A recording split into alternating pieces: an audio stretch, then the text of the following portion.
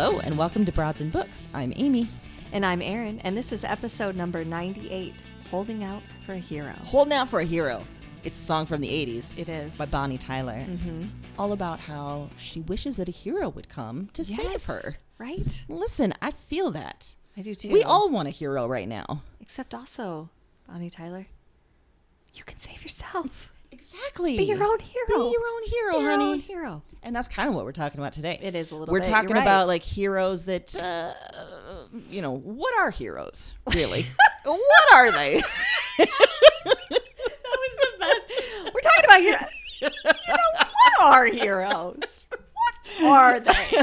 Really? What are they and how do they fail us? That's really the Multitude of ways. Yeah. And hey, what happens when you become your own hero? Yes. We're covering it all today. So many hero-related thoughts. Heroic themes. Yes. Yeah. Isn't Bonnie Tyler, by the way, the same one that did Total Eclipse of the Heart? Mm-hmm. Okay, good. Which is was already running in my head before you said that. You can't help it. And her voice is very distinctive. Powder keg giving off sparks. It's like the most like she's got very operatic songs. Yeah, that moment. I mean, you'd feel like you could do anything. You're Absolutely. right. I am giving off sparks. Yes. Just a lot of false bravado comes from that song.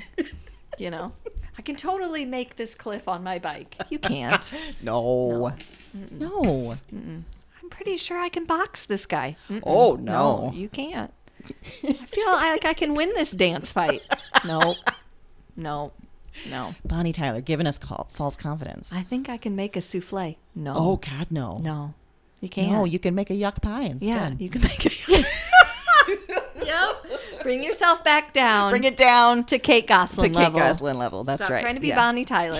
Just be Kate Gosselin. That's what we're working with. Well, Erin, as I said before, what is a hero? What do you think are some of the characteristics that define a hero in the traditional sense? You know, you and I were talking about this a little bit before because we were kind of trying to think of how we viewed heroes when we were younger. And to me, I think when I was younger and had a traditional view of a hero, it seemed like something unattainable. Like I could never do that. Yeah. So the first thing that came to mind was when I was younger and I first discovered the Olympics. Like that seemed crazy. Like they're like American heroes. Like look at them go. I also have a feeling of thinking that the lady that ran the children's section at the library was like how do you get that job? Like before you understand jobs. But that's a good hero. Yeah. And I was like, she always gets to pick the book for story time. She gets to do all the voices. She's in charge of all the puppets. She's in charge of the whole children's section. I'm guessing she gets to read all these books. Like everything seemed great. Like that seemed. But now I feel like I don't really think of things as heroes. I think of them more as like something that I enjoy or treasure. Because if I was trying to look at it the same lens as an adult, like I guess I would put Keith Morrison in the hero category. Yes. But really, he's more just a treasure to me.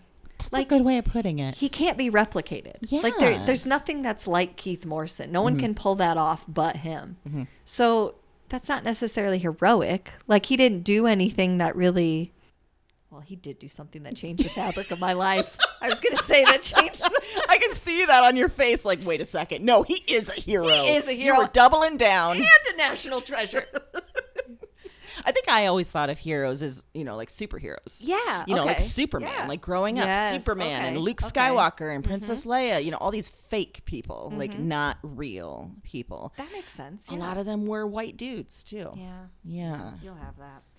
Going on that, why do you think that heroes don't live up to the hype so often? I think that because they're in some way based on perfection and not reality. Like I think they're not real humans. When we designate them as heroes, in some way it's setting them aside from the rest of us. Yeah. And in that way, then it's stripping them of any flaws. It's stripping them of any like doubts or anything like that. I think that's why so many heroes fall hard because they are people, even though we've, started thinking them not of that way. That and, once you get a hero status and people start treating you like a hero, power is going to corrupt, baby. We have seen that time and time again. We have seen that time and again. Tale as old as time. People given that status, they go nuts. They're going to fail. They're going to be nuts. I think another problem, too, is we often conflate an act of heroism versus a person that's a hero. Yes. We look at what was the pilot that flew the plane? Sully? Sully, yeah. we view him as a hero when actually no, he made a good move there. Yeah. Like, he did potentially a heroic act. Yeah. That doesn't necessarily mean he's a hero. And I Right. think we do that a lot with, like, first responders and, Yeah. people like that, or, I mean, by definition, can a hero even exist? Exactly. I don't know. I mean, you can have people that do heroic things, but a full-on, just straight across hero. And when we think about some of the people who have been called heroes over times, they've been in part God, or they've been part, Right. like, Yes. something that is not human. Mm-hmm. Mm-hmm. So we're bound to be disappointed when we start labeling humans as heroes. It's a good point. Yeah. I'm just bringing you back down to reality, everybody. We need that. Because you start believing in heroes, and then they're going to be named as the top of a, pyramid scheme, Oh, or a harasser. yep. Yep. Yeah, you're just asking for You're just something. asking Yeah, for it. just You're going to asking end up for in it. jail at some point. Mm-hmm. Aaron, Mm-hmm. all that thinking aside, Yes. thinking about what might be a hero, Mm-hmm. is there a hero of 2021? Yeah. Who? HBO Max.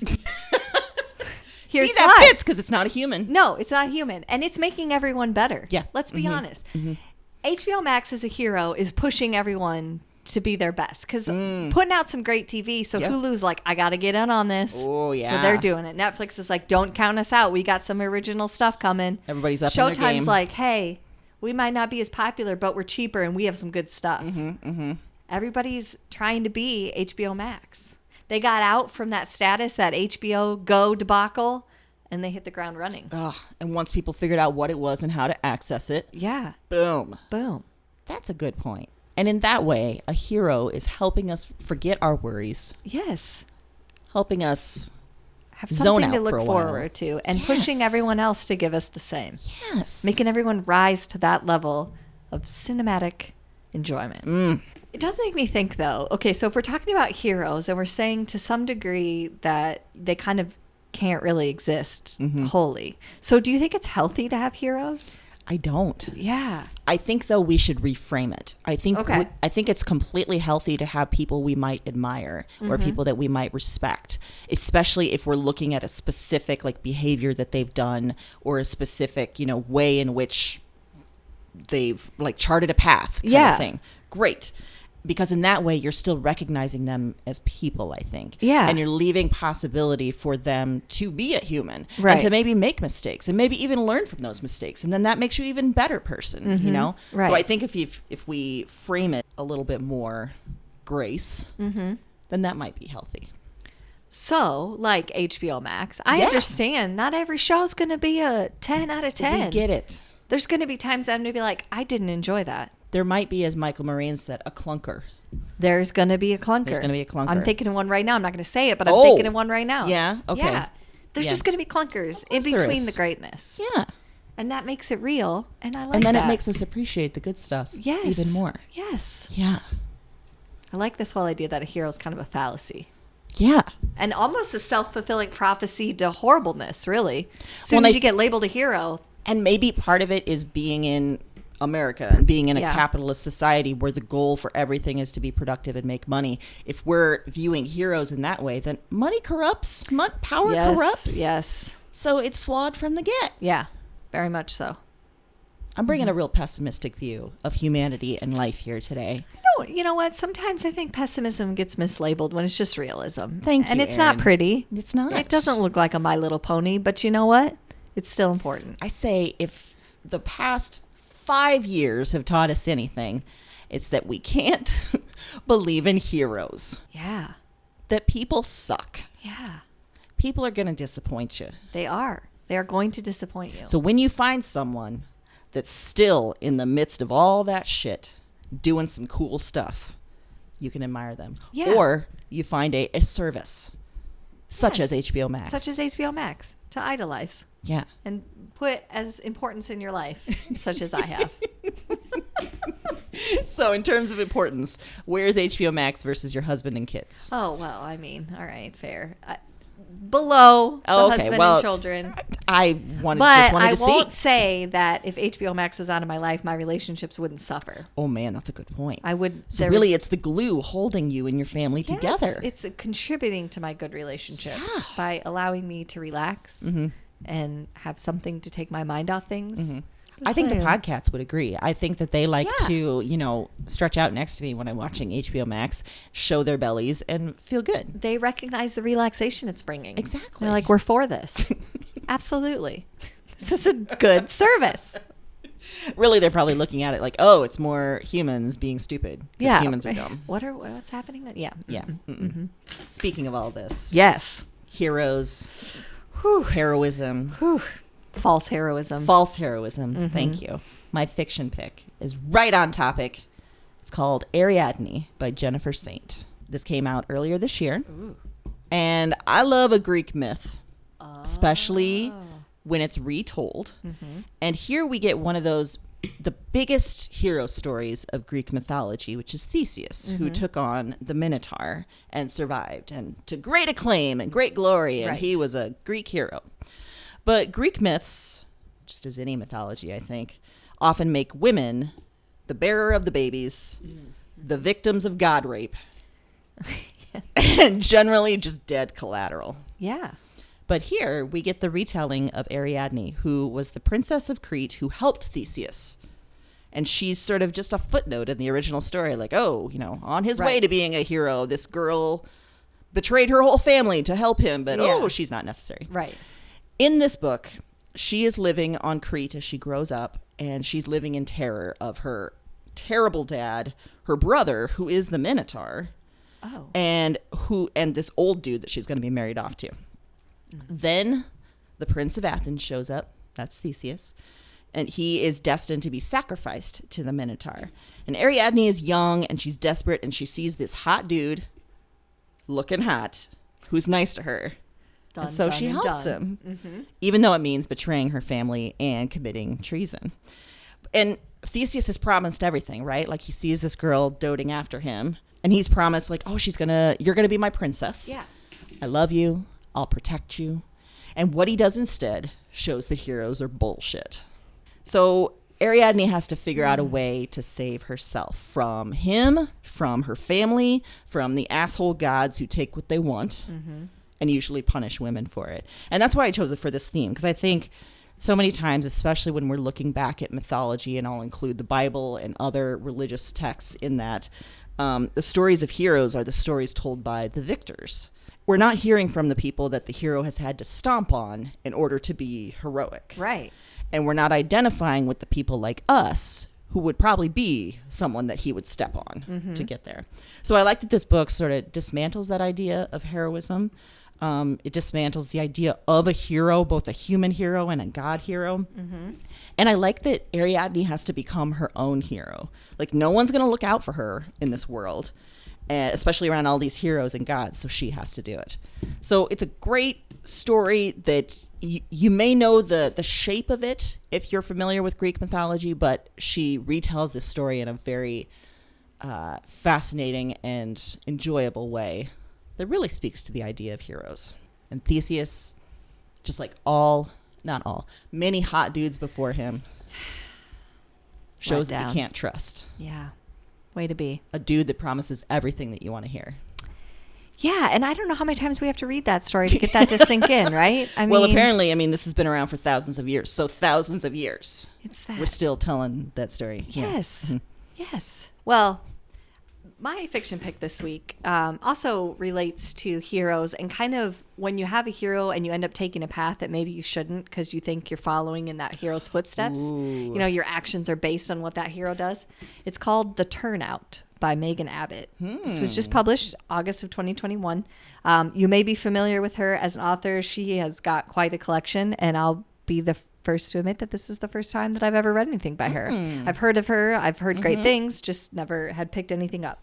So this one's about two sisters, Dara and Marie Durant. And they took over their mother's ballet studio after their parents were killed in a car accident. They're both really gifted at ballet, but they're also very, very different in personality. They're very, very close, like almost unusually close because of, the family situation that happened and then, doing ballet. And you get the idea that their family was very isolated and closed off. But complicating things is that Charlie, Dara's husband, lives with them. So the three of them share the girls' childhood home and the ballet studio because that's how they met. Charlie was a ballet student of their mother's, and then he ended up marrying Dara. This is not going to go well. I have a prediction. Yeah. All of a sudden, enter Derek, who is a larger-than-life contractor that comes after there is sort of a freak accident, a little bit of a fire, a little bit of some water damage. And he says, why stop here? Like, you guys haven't done anything at this studio. Let's make this amazing. Because the girls are very popular. They have a very thriving studio because they're very good at what they do. And people are willing to overlook the fact that it's kind of run down because they're such great teachers. So right away, things get sticky and deep and murky and weird. You're on this roller coaster that you didn't even know you got on. All of a sudden, you're like, oh, now we're here. Okay. And in the best way. Like, she has a very twisty and enthralling writing style that's really, really good character development. And it's also very psychological, but it's also tender in a way. And it allows you to sort of feel very connected to these characters, even while they're doing things that you're sort of appalled by. And there's all these gaspy moments. That was like the best way I could say, where you're like, what? Oh. And then you kind of just absorb it like, okay, yeah, that tracks. So I picked it for this theme because these two sisters are living a life that they feel is honoring their mother. Their mother was their hero, and they are going to go to the ends of the earth to make sure that her reputation is preserved, her legend is preserved, her legacy lives on. And as they continue, and they're faced with the fact that maybe there's some things about this that isn't so great. Maybe she's not actually the hero that they thought she was. Maybe there's some things from their past that they need to sort through and deal with. And as they're coming to that realization and dealing with this in a very public way with a lot of other people, they're kind of left to wonder, what if I had just done my own thing? What if I hadn't been forced to take this thing because I idolized this person? Yeah. I mapped my whole life around it. And now, what if that's not what I want anymore? So it's a twisty psychological thriller that also had this kind of deep themes about expectations of family, about heroism, about false heroes. And about how we can kind of idolize things that are different or we don't know enough about. Like, I think sometimes we assign that hero status to things that are mysterious or that seem secretive, because that must mean that they're cool or they're next level, when in reality maybe they're secret because it's not on the up and up. Yeah. That's really interesting. And that level too of, I imagine many kids may grow up thinking their parents are heroes. But if they get to live long enough, then they realize, their parents are just adults. Yeah. Like, they're just, They're humans. flawed Yes. humans. Yes. Whereas maybe if the parents are taken a little too soon. Yeah, especially in this situation where they were young and they basically had each other to rely on. Dara and Charlie got married at 16. Because the parents died, and they're all living in this house and they're taking over this business. And so their entire young adult and adult lives have been encroached in this whole legacy and idea, and they're fulfilling something that they don't totally understand. Oof. That made me think about, like, how heroism can sometimes be like a fake image. You know, like the fake idea of someone. And that made me think about social media. And maybe our idea of heroes these days is influenced by what we see on social media. For sure. And particularly maybe influencers have built on that idea. Like, I can be a hero to many people because of this image I'm portraying. But then, is it real? Is it not? Heroism today. And you can get wrapped up in thinking, like, because I'm really good at putting on fake eyelashes and this really cool eyeliner technique, somehow I'm a hero because that got me 20,000 more followers and everybody's doing it. So we've sort of confused heroic acts with being popular. Yeah, and money. Which is two very different things. Or, in the traditional sense of the word, two very different things. Right. But Superman wasn't trying to make money. No. He didn't have kick-ass long lashes. No, well, I mean, the current Superman is a lovely, lovely man. Yes, and I don't think that they're like like no. I think you'd have to watch a YouTube video to put them on. I'm saying. Have you ever put on fake eyelashes? No, I've had them put on one time. Really? When I had my makeup done for a wedding. And they were it was so far from what I knew. They were like, they don't feel like I thought. I thought they would feel so heavy and weird, and they didn't. But then I panicked the next morning because I was like, "How did they come off? I don't want to walk around like this. Like, it's obvious I have fake now that I don't have all the rest of the makeup on and I'm not super dressed up. And I was furiously texting people like, how do you get these off? And they're like, just slow your roll and put a wet washcloth on your eye. Calm yourself. That's like, there was one time many years ago, I got drunk and let a friend put on fake nails, and I'd never had fake nails before, and he put them on, and then by the end of the night, I was very drunk and I was panicking. I was like, how am I going to get these off? Like, is this just me now? So I started ripping them off. Oh, no. It was real bad. And so then I woke up the next morning with like half torn off and half still there, along with all the accoutrements of being hungover. And he had also done my makeup. It was bad news. Oh, my gosh. Yeah. Things I looked in the mirror and I was like, what is this creature? Yeah. That's me, apparently, if I put a lot of effort in. Yeah. And I don't like it. It's so true, because I was like, wow, okay. So these aren't as crazy difficult as I assumed, but also it was so alarming to see it on me that I was like, I need these off. Like, could you like see them in your peripheral vision? No, not okay. Well, the next morning I could start to, because one was starting to come off, so you could see it there. And they were individual ones? No, it's like it comes on as like a whole piece. Okay. Yeah, but part of it had started to peel, so some of them were, I'd be afraid of like ripping off my whole eyelid. I know. I was off. like, I don't know what happens. Or all my there. Actual eyelashes. Yes. And there's not that many, I so know. I got I'm like, I don't want to preserve. I don't need all this. I don't need this kind of drama. I imagine if I ever put hair extensions in, I would have the same sort of panic. I'd wake up and like, how do I get this out? And then just rip my real hair. Yeah, it would not be good. Yeah, I would lose it, I think. I think the moral of the story is that you and I are not used to all of the things that many women do for beauty. I will tell you that one time in college, I was convinced because of being in a wedding to get a spray tan. And you are looking at me right now and know that I am a pale, translucent. You are a pale specimen of a human being. So pale. You and I are very, very pale. We are. And I mean, I get freckles and that's it. That's the closest I get to tan. And I was like, I don't think this is a good idea. And they were like, no, it's a good idea. Like, I was being forced by the person that wanted it done. And I'm like, I don't think that this is going to go like you think it's going to go on me. Spoiler alert. I was right. Yeah. And this is pre-spray tan where like I think it's better now, but like you had to like put stuff on your hands and then hold them up so it didn't get on there on your hands. And just everything kept turning more and more orange. Oh God. Because you wait like 48 hours or whatever to shower and it just kept getting darker. And I was like, and every time I looked in the mirror, I was like, I look absurd. I look absolutely absurd. Like, this is ridiculous. Like, That's so terrifying because you can't make it stop. No, and I'm like, no one's going to take me seriously because they're going to be like, what? Why? Yeah, who's that crispy girl over there? Yeah, like, why does she look like burnt leather? Yeah, that's orange that you spilled a Fanta on and didn't wipe up.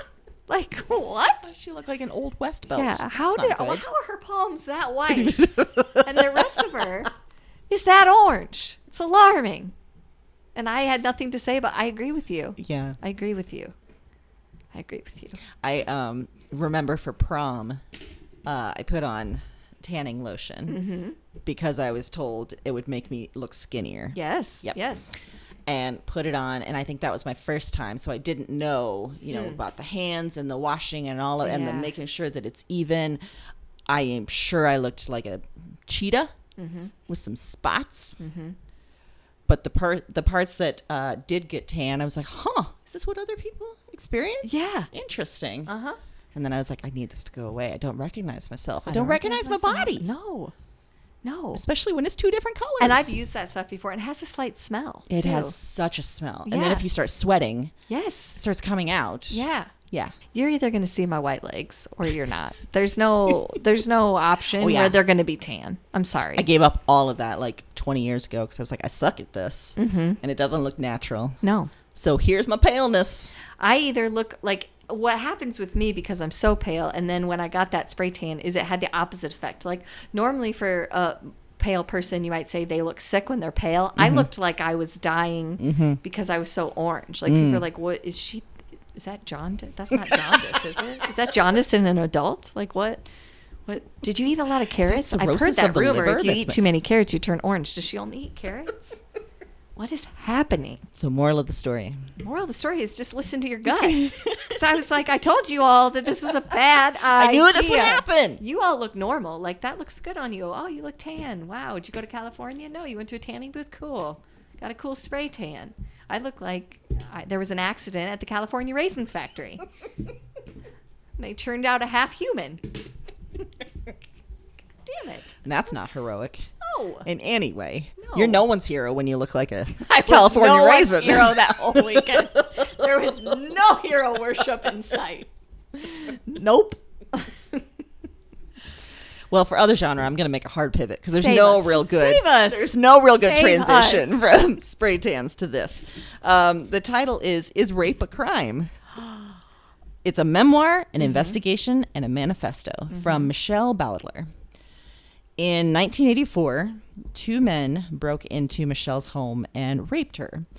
It's a horrific story, and she tells the story, so know that going in. And horrific story, massive trauma. And that year, though, the city of Boston formed a sexual assault unit because this was happening a lot. There were a lot of break-ins and rapes occurring around Boston, especially in her neighborhood. So Michelle had hope that they would find the men, multiple men, so that in that way she could at least feel a little safer, could go on to heal a little bit. Right. You know? Yeah. But they bungle it hard. Oh, no. They are a unit really formed in name only. It kind of feels like one of those political moves, like, here, let me throw you this to appease the women kind of thing. And after a few months, Michelle never hears from the cops again about her case, ever. Meanwhile, look, she doesn't follow up too hard because she is struggling hard. For 20 years, she's living her life, and it's very stunted in a lot of ways. She's so traumatized that it makes building a career, existing in the world, it makes it very, very difficult to do what other people may not consider that difficult. But she keeps going, she keeps living until one day, as she's starting to feel a little better about her career, she has a partner, she's having children. One day she starts thinking about why she never heard from the police after her case. And she starts an investigation that shows how shitty our criminal system is when it comes to rape. And some highlights of that: expired or lost rape kits, massive delays in processing that invalidate the whole, statute of limitations, sham trials that really put women under the microscope versus the men, which ultimately show why fewer than 3% of reported rapes result in conviction. And that gets her thinking, is rape really a crime? If we treat it like it's not a crime, then maybe it's not. So I chose it for this theme because, like the subtitle says, it's so many different things. It is her memoir. It is also this sort of true crime investigation. And it's also a manifesto of, like, what the fuck are we doing kind of thing. And I chose it specifically here because I think all the heroes here suck. Yeah. The police aren't helping. The justice system won't help. The healthcare system that she turns to help with her PTSD just completely fails her. Some of it, of course, is a product of the times. Yeah. Like, this was in the 80s. This was in the 90s. But she goes on to a career in helping future victims of rape. And she stays very up to date on public health statistics and the ways that people move in the world. So she knows this is still happening. This is still very messed up. Michelle has to find her own way. And then when she starts thinking how unfair this all is, she starts investigating her own case and why the heroes didn't help. And it's just gutting. But it's also so important, I think, to read this. And this is tough. I'm not going to lie. There's a lot of hard stuff here. But it's very powerful. And, all of those 3 things together make it a really unique reading experience. Yeah. And I think it speaks so well to our theme of heroes and how especially we vault some of the people that do specific jobs to this pedestal that no matter what, they're not going to make. But when we really look deep into how a city works, how a system works, we know it's not working in the way that it should. Then what are heroes? What are heroes, Erin? What are heroes? Wow. It's tough. That is tough. But it lines up so well with this, just the idea that, like you said, we assign certain status to certain things, to certain jobs or to certain people without really vetting whether they're worth that. And if anything, if time and history has taught us anything, it's that a certain thing doesn't make someone a hero. It's what that person's made of. So just automatically saying, well, they're in this field, so they must be a good person, isn't really effective. Yeah, and that's not true. And I think another element of this is that, she, after reading this, some people might think, man, she's a hero because she pulled herself out of this. Like, she survived and she did all this. And if that's the expectation for heroes too, that's fucked up too. Because she defied a lot of odds to be able to pull herself out of this.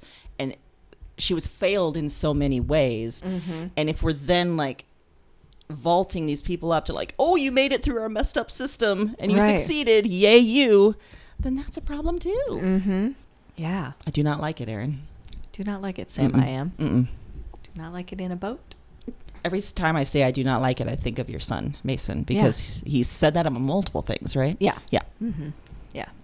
I've found myself saying that in multiple situations too. It's succinct and it's to the point. And I think that's, that's what we got. That's what you need sometimes. Yeah.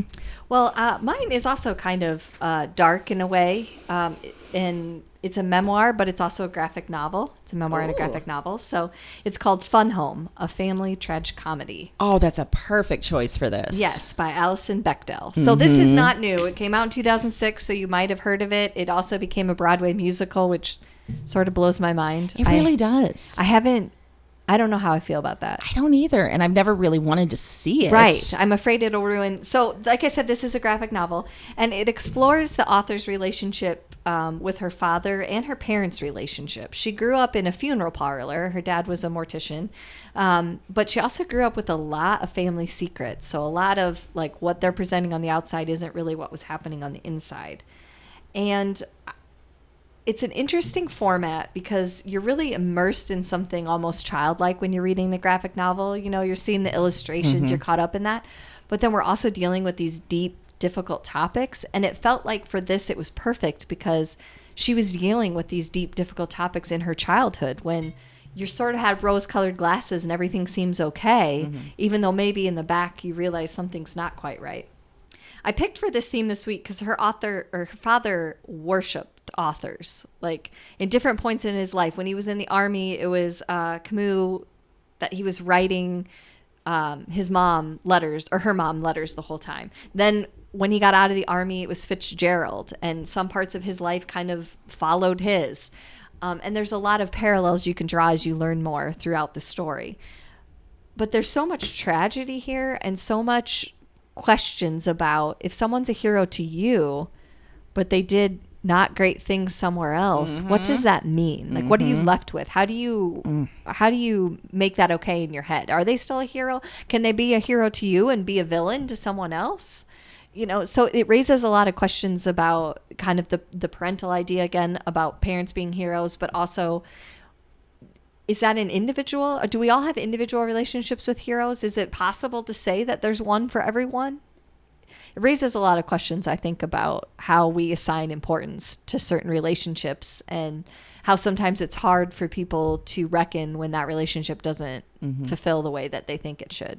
I think that's why we were at the beginning trying to dissect what a hero is, because it is so limited. Like, it doesn't allow for, like, if you're doing something good, then you're all good. And it doesn't allow for, like, well, maybe you're an asshole over here, you know? Right. And I think that's why we see so many comeuppances, Erin. Yes. Larry Comeuppance. Welcome back. Larry Comeuppance has been around this week, and I like it. He's needed, and he's wanted, and he's my personal hero. Larry Comeuppance is a good hero because he takes all the hypocrites and enjoys, gives them some comeuppance, if you will. It also made me think when you said that he idolizes authors. I think that's maybe something that literature does too, where, I mean, we've talked so many times about classics and why certain books are called classics. And then we look at the authors who wrote those classics and they're terrible. And some of the things that they've done, it negates whatever value you might find from the literature, maybe. I think we see that a lot now too with, obviously in the Me Too era, some of the comedians especially that got a comeuppance, and there's a cry from so many people like, well, you got to separate the art from the artist, and you got to like, no, that's not that's not heroism then. Right. You know? Right. Yeah. Well, and I think there's something, because he idolized specifically classic authors, and we've talked about that before too. And classic men. Classic male authors, yeah. There's something to be said for the fact that there's this idea sometimes, which is part of the reason we started the podcast, because we hate this in discourse about books, which is like, oh, if you write well enough, it doesn't really matter what your experience is. Whatever you're saying is important.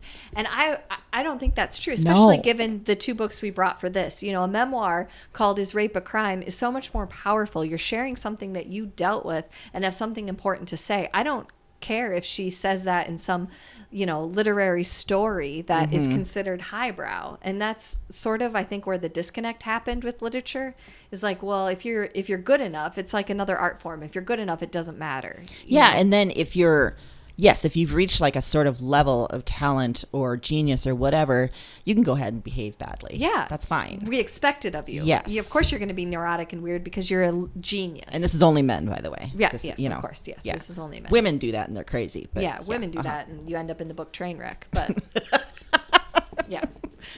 So it's a tough read in a lot of ways, but it's also the format was sort of genius. I don't know if I've seen a graphic novel used in such an ingenious way for such. I mean, there's other graphic novels that deal with difficult topics. I'm not saying that, but this one, I don't know. Just the juxtaposition of the pictures and looking at their family dynamics, and then all these deep topics. It was really, I don't know. Maybe it hit me deeper than it would just in a normal, you know, non-graphic novel. I have an Alison Bechdel story. Oh. Alison came to Des Moines a few years ago. Yeah. To a local university. And Eric and I went to go see it. And delightful. But for the first 20 minutes, they couldn't get the technology working. And Alison was standing down there, full house, everybody ready. And I was so mortified on behalf of the university. Like, you brought this wonderful person here. Yes. And you can't get her fucking PowerPoint working so that she can talk about her process. I was very frustrated. That's why I didn't name the university, but you can guess what the university is. Yeah, I'm there. Yeah. So yeah, my memory of Alison Bechdel is being mortified on her behalf. Yes. And just wanting her to give her damn speech. Right? And to talk to us. And what she gave when it finally came together was wonderful. And it was a great experience.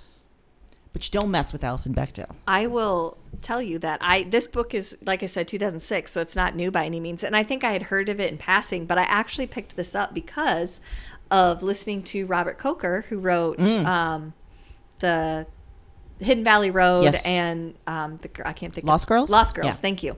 I listened to the Avid series brought him for in Des Moines here, and I listened to it. It was online, and he talked about this being one of the books that he went back to a couple times as kind of an inspiration and a way to stay grounded in difficult topics. Wow. And I was like, I don't think I remembered it, but I don't think I'd ever picked it up. So that was part of the reason that I read it, because I was fascinated by his process, and then I was like, I need to see what this book is about. And I can see why that was, you know, a touchstone for him to go back to, for sure. And have we ever talked about the Bechdel test? No. Okay, so when Alison Bechdel was first writing comic strips, syndicated comic strips called Dykes to Watch Out For. Yeah. At some point, I think she had her characters posit this idea of a Bechdel test, which is when you're watching a movie, when you're watching a show, if 2 women are together and they're only talking about men and how the men are and what the men are doing and stuff like that, it doesn't pass the test. If the 2 women are together and they're talking about something unrelated to men, passes the test. Very rarely have movies and shows pass that test. Interesting. And I'm tying this to my pop culture pick because this passes the Bechdel test. In fact, I watched a extra with the 2 stars where one of them specifically said this movie passes the Bechdel test, and that's why I wanted to get involved. Really? It's Cruella that you saw. Good. So good, right? I just watched it last night because it's finally on Disney Plus free. For free, Yeah. This is a movie about the iconic villain and her origin story.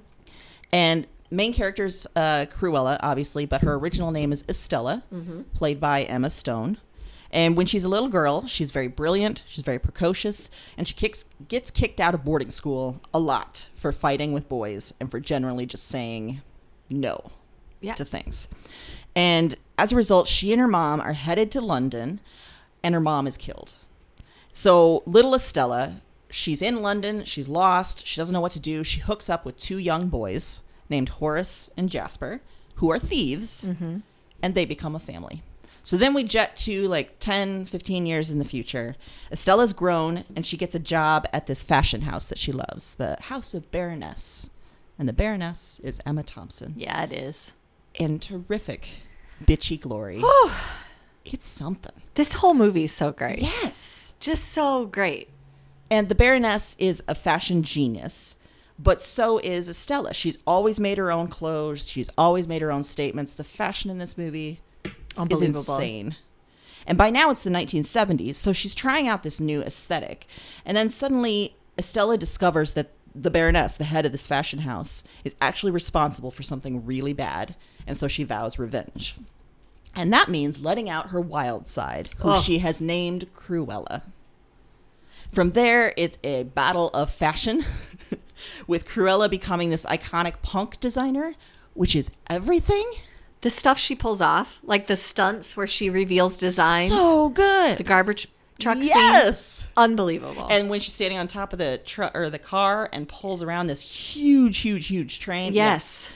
So lots more twists and turns. It's Emma Stone eating up this role. So good. Emma Thompson being a glorious asshole.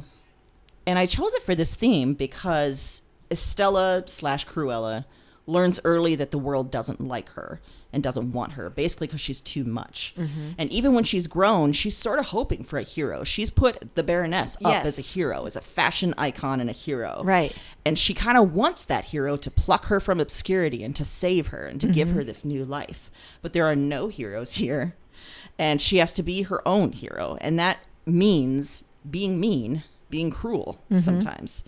And I like the unique look at that. Yes. I like that we just committed and said, like, this is a villain from the comics, or from the movie. Let's dig in. Let's see what's here. I love the campiness of this. I love the bite of it. I love that there's 2 angry women just battling it out. So good. And I don't know about you, but I didn't remember a lot from the original animated movie. Like, I'd watched it when I was a kid. But I probably did just because the kids, but yeah. But as I watched it, I was like, wait a second. Didn't Cruella have 2, sidekicks, and weren't they named Horace and Jasper? Oh, yeah. And then as I'm going on, I'm like, wait, there was a character named Roger in the movie. Like, so all of these things, Anita. all these little Easter eggs. Perdita. Anita. Yeah. Yes. They came out, and I was like, oh, this is really, like, satisfying and kind of... The way they worked all those characters in, too, was amazing. And the Dalmatians themselves, there's a lot of dogs in this movie. So many dogs. The dogs and the soundtrack. So good. And at one point... she has her sort of friend / designer singing "I Want to Be Your Dog" from the Stooges. I was like, this is just perfect. I loved, there's so many things in there that were just like how the Baroness noticed right away that she had this kind of different design, the way that she thought about things. And she was like, oh, wait,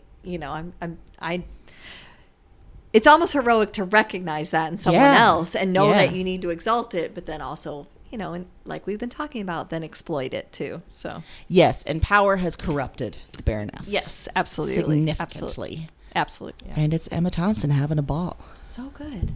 What a good pick. I didn't even think of that for this, but what a joy. Well, I actually am recommending something that one of our listener interviews was recommended, and Mike and I binged it together. It was nothing but enjoyable. It was everything that was promised, and that's called Girls 5 Eva. Eric will be so happy to hear you say this. I saw him on Friday. He was still singing its praises. He'll be so thrilled. Okay, see, now I'm going to put this disclaimer out there. Okay. Get through the first episode. Okay. I didn't think that the first episode had enough teeth for what the series actually brings, because there are guest stars like crazy in this. Okay. And if you grew up in the late 80s, 90s when all that stuff was the craze, girl, you're going to love this because there's so much nostalgia in it too. The whole idea, if you don't remember, is that it's this girl group that was really popular. They fell off. They didn't end up doing anything. They broke apart. They all went on to have different careers. Now they're like in their 40s or turning 40. And their song gets sampled in a new rapper's song. And so they sort of have a moment. And like, oh, Jimmy Fallon wants to have them on. And so they're getting back together. And then they realize like, well, we've really missed this. What if we try to make this happen? But they're all still fighting these old personalities of who they used to be. So first of all, if there's no other reason to watch it, Paula Peel is an adult girl band member who was a closeted lesbian who's now a dentist. I mean, there's no other reason to watch it besides that. It's so She's good. a treasure. She's a treasure. hero. She is a hero. Yeah. The rest of it, I mean, some of the guest stars, well, you got Sarah Bareilles plays the main character. Oh. Yeah. And so that's amazing. And then I know the woman from Hamilton, right? Renee Elise. Oh, yes, Goldsberry, Elise. What's Goldsberry? it? Goldberry. Yep. And she's great. She plays kind of the diva of the group. One of the girl members died. Oh. She swam off the side of an infinity pool. Yeah, that sounds right. Right, yeah. So, but you're going to see like flashbacks to TRL on MTV. One of the girls played by Busy Phillips is married to a boy band person who's clearly also gay and hasn't come out. Yeah. But that's played by Andrew Rannells. He plays a boy band who can't stop flipping his hair. In fact, it made him cross-eyed from flipping it so much. Oh my God. It's just Bowen Yang is in it. Tina Fey plays a part in it, who's also an executive producer and writer. I mean, the guest stars on this do not stop. It's That's hilarious. fantastic. Them trying to make it in the world that we live in now Yeah. with the knowledge they had from then is just everything. And Eric's not wrong. The songs are good. I mean, they're funny. But he said he's still singing them. And, yeah, like, I listening can to see them. that. Yeah. It's a joy. I truly enjoyed it. Now, I don't think you should go in expecting some, like, it's not like our picks where we're bringing you some deep, like, hey, let's talk about these difficult issues. Yeah. This is exactly pure entertainment. What you need. It's just fun. When you realize hilarity. that heroes suck and aren't real, Yes. you watch Girls Five Eva. Yes, and you remember why there are some heroes that you love on TV, like Paula Peel, Tina Fey. Just bringing it. Yeah. Tina Fey as Dolly Parton is something I didn't know I needed, but I did. I don't even know how to explain it. Yeah, that's terrific. It's so good, and it's so funny, and it's quick. They're just little, half-hour episodes, and it's already been confirmed season 2. Oh, so, good. Yeah, get ready. It's funny. Excellent. And that's on Peacock? Peacock, yes. Okay. It's on Yeah. Peacock, yes. I'm getting Peacock and Paramount confused because I think I'm getting a lot of ads for Paramount. Yeah, I don't know have what Paramount. that is. I don't know what Paramount is either. I don't know. There's a lot. I don't know what Paramount is either. But I do, yeah, I get it confused too. We only got Peacock because there was a video we wanted to rent for the kids, and then I just Then you haven't got sucked canceled in. it yet because Yeah. now we watch Dr. Death, and then Uh-huh. I was watching Girls Five Eva, and there's just some stuff on there. Yeah, So. I may need to do that. Yeah. Yeah. It's not like HBO Max level Peacock. No. but- Okay. No. Yeah. No. But I'd like to say that HBO Max made Peacock, up their game. Oh, They're see, like, there we're you go. going to need some original content to bring in the viewers. They're expecting some good stuff. And here we are. Man, Good stuff. way to go, HBO Max. Yeah. Way to bring us all to a level that we need to be. And I liked it this week because it's kind of another, like what happened to all those heroes we had when we were little, NSYNC and Backstreet Boys and Spice Girls, when you think about where all those people are now and how much that was such a big part of hero worship when we were growing up. It's just funny to think of it now. Although I said, like, as we were starting to talk before the episode, I knew even as a kid, like, I was differentiating, like, these people I have a crush on. Yes. They're not heroes by No, any means. no. I am just lusting after them. Yes. And that's okay. And that's fine. Yeah. No hero worship here. No. Although I did have New Kids on the Block picture in my locker. I had a little keychain you could put your eye up to and change the picture. Ooh, It had like yes. 3 in there. Like, ooh, my private picture of New Kids on the Block. Like, what? Wow. Makes it sound saucier than it was. Yes. And much saucier than it was. It was just really like a mini viewfinder. Yeah. Just a headshot. Yeah, really. Okay. They're tiny. You couldn't even see who it was because it was a group shot. You couldn't even see who was who. You're really just looking at jeans. Why am I looking at this? Yeah. Cool jeans. I don't even know. If it didn't say New Kids on the Block on the outside of the keychain. You're like, these are just you would random know. dudes. You'd be like, what What is this? this? Is this like a new JCPenney's ad? I don't understand. Is this how the Sears catalog comes now? What is this? Yeah. Oh, the late 80s were a time. They were. Yeah. They were. The good news is that we'll be back. Yeah, we will. Not next week. In 2 weeks from now. I was trying to think of the word. Is it bi-weekly? Is it I think every so. other week? You know what we mean. Yeah. And 2 weeks from now. we adopted this new schedule out of love for you. Because We're we really heard from just doing listeners, you a service. we need some time to read these books, y'all. And we're like, hey, We got it. who are we but to grant your wishes as your heroes? Yes. Do you think some people have pictures of us up on their wall? I hope so. Like hero worship? I was just trying to channel Dolly Parton, and I can't do it. No. So I wanted to. I wanted to be that for you, but I can't. I don't feel like Dear I'm listeners. heroic in any way, especially when I fall down the stairs regularly Yeah. and bruise my butt. I have fallen down your stairs more times than I care to admit. See, maybe that makes us more heroic because we admit it. Yeah. I don't know. I like to think that you should know that about me from listening. And so if you meet me in person, it's not going to be a disappointment to find out that I'm just a huge klutzy nerd. And we're going to say real awkward stuff. Yeah. When you talk to us. I might be sweaty. Who knows? Oh, I'm definitely going to be sweaty. Yeah. I probably have some cat hair on me. That could be. Yeah. We'll see. Yeah. Either way, we'll be back in 2 weeks. In the meantime, Happy reading.